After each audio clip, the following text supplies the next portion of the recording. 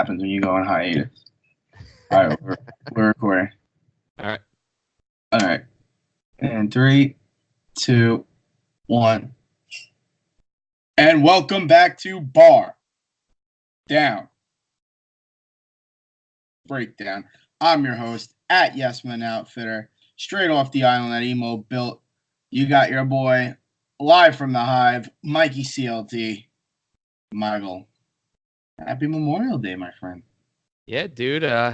Had some vegan hot dogs and some black bean burgers. You know, living that American dream. Can you run that back real quick? What'd you have? With sipping on a nice ginger kombucha. Oh. America. Oh my God. You're killing me, son. You're killing me, Pete. I wish I was making that up, but I'm not. That's right. You're washed up anyway. I am. It's all good. You wouldn't know how to have fun anymore. You're out of the game too long.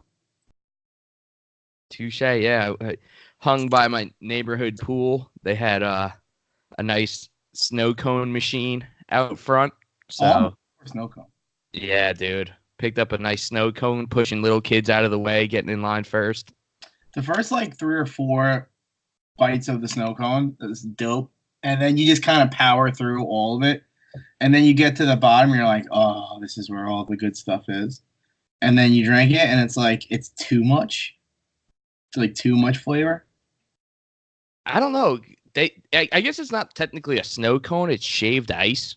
And it's like a chain down here called Pelicans. And dope. Like, every bite is just as good as the first and the last. Dope cones. Also, yeah, it's Mr. Softy season. Oh, I do miss Mr. Softy. Is that not a national thing? Or is that not like... No, that is new, like, definitely Northeast, if not just New York. Yeah, I guess I've never seen them in Jersey when I was there. Yeah, I guess it's going to be New York. There's a... And I'm a big soft serve guy, so I do miss a good Mr. Softy vanilla cone. Yeah, with all these snot-nosed millennials running around, I can't believe that the ice cream truck industry is still thriving. Just because like any idiot with a bread truck is like driving around like trying to sell something craft created out of the back of it. So yeah, we actually had a dope Mr. Softy driver in Deer Park, and when we were in high school and having like house parties, we would be able to trade them like beers for ice cream cones. Big time. One of the guys in the fire department had a Mr. Softy route.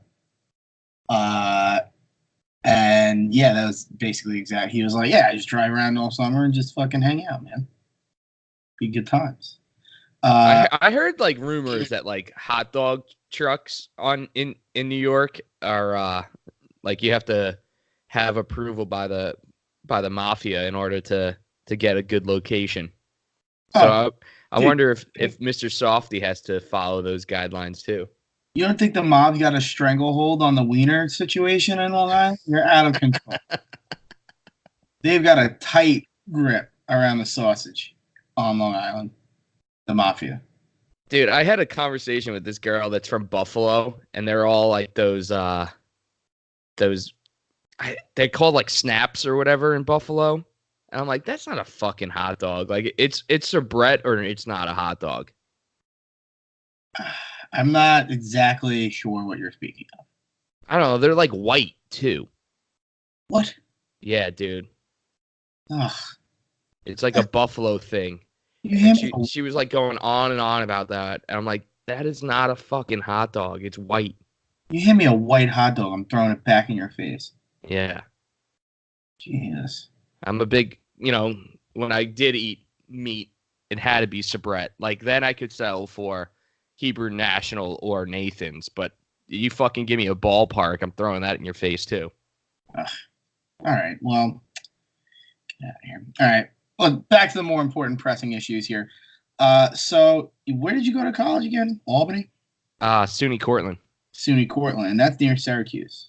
Yes. And you caught a couple Syracuse Crunch games. Oh, absolutely. My good friend ran the Syracuse Crunch hit club which Oh, was, yeah, it was like a fan club that he started when he was in high school, and it was pretty intense going to games with them.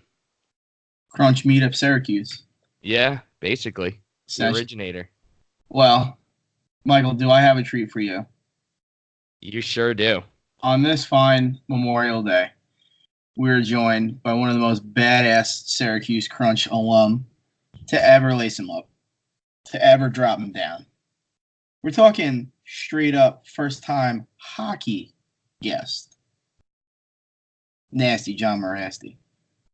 Hell yeah, dude. I had the pleasure of watching him throw down live a few games, and he was as badass as they come. Like smiling as he's taking haymakers to the face. And he's a smaller guy, not too much taller than me, going against some of the bigger heavyweights in the league at the time. The last breed of enforcers, as you I guess could call them, and just a true warrior.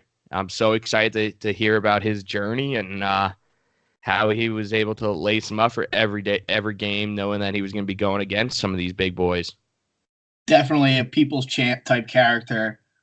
Super excited to chop it up with him and talk music and hockey. And I'm sure he's got an insanely good, incredible musical taste if he's willing to come on with us. And I'm sure you needed some tough, heavy stuff to get you through the fight and get you there.